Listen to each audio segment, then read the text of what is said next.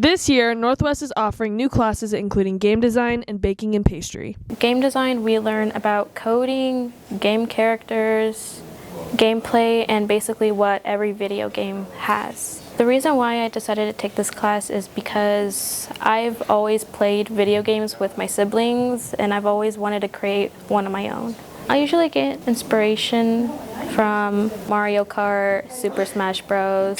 The game that I plan on creating is a pixelated game, and I'm not sure what to do with it, but I know for a fact that I'll create one of that. In this class, Mrs. Nelson focuses on measurement and conversion, baking fundamentals, pastry work, and decorating. Right now we're focusing on shortbreads, muffins, biscuits, and loaves like banana bread. The hardest part about this class is organizational skills and time management. I decided to take this class because I like baking and working with culinary arts. I'm just looking forward to making different things and different foods. My favorite thing to make is chocolate chip cookies. If you are interested in taking these classes in the future, talk to your school counselor.